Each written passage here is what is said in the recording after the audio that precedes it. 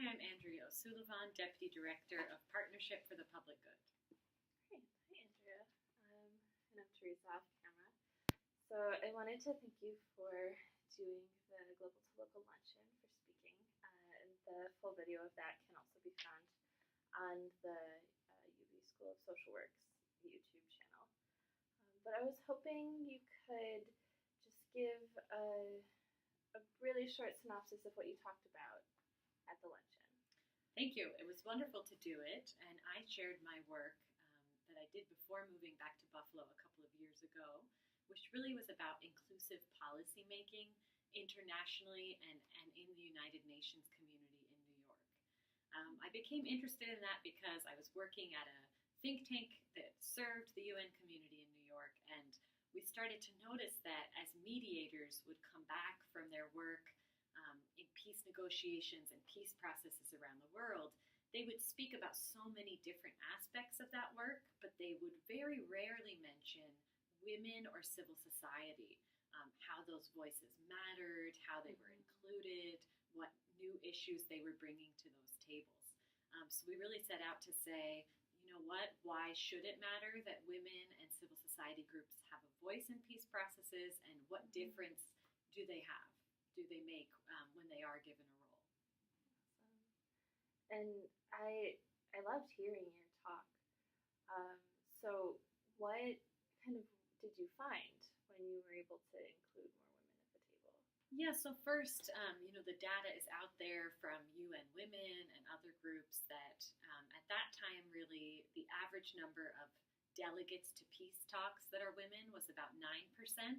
And that really actually was a bit skewed by a few processes, like in the Philippines, that had done a lot of work or had done quotas and were hitting, say, 30% women. So in most peace talks, it was really more like 0 to 3% were women. And then from the UN side as well, at that time, just 2% of UN mediators who go off and sit at the head of the peace table and mediate these processes were women. So just 2%, which really at that time was only 1 or 2 people who had ever been appointed. So ourselves and many others were doing research and case studies and tracking processes and attempting to measure it.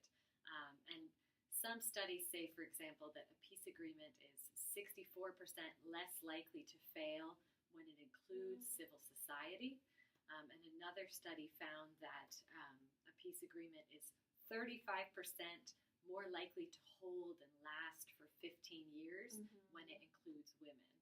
So with those numbers and with just a lot of tracking and qualitative work, it was clear that in process after process, women brought a positive impact to the table instead of just talking about territory, power, and the state, like many of the men and the combatants who were at the table do. They were raising issues of health and education and new constitutions and more society processes. So we were really kind of hoping to document that. Yeah, I think that's amazing work. And so I was thinking a little bit about the School of Social Work angle. Why is this an important issue for social workers to understand? I think it really comes down to the value of inclusion in any space that you're in. And as you know, I now work at Partnership for the Public Good here in Buffalo. And our core value is also getting local and neighborhood level voices into policymaking.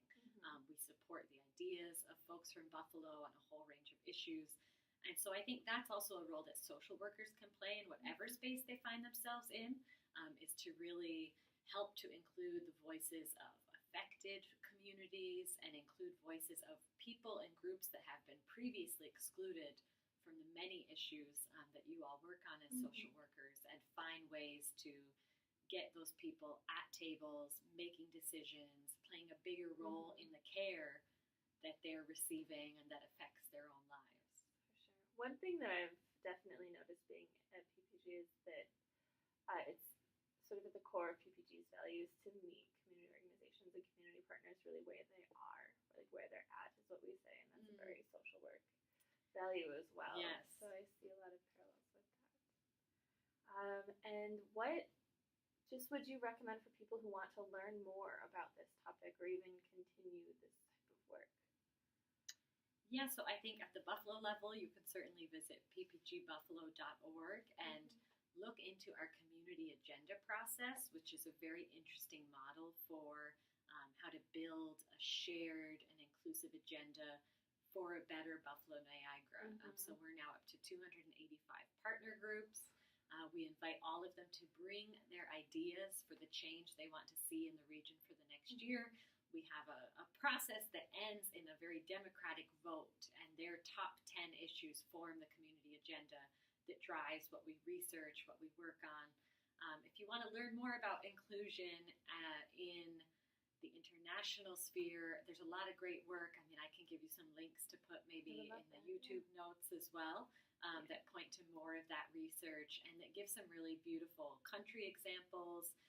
I did share in my talk about a few of the women peace leaders and peacemakers that I had the great honor to meet and interview over the years as well. So we could certainly put some of their profiles up too. Yeah, we'll definitely do that. So look in the show description. The description. Yeah. Thank you for those links. Yeah. So is there anything else that you would think to add? I think that's great. Thank you so much.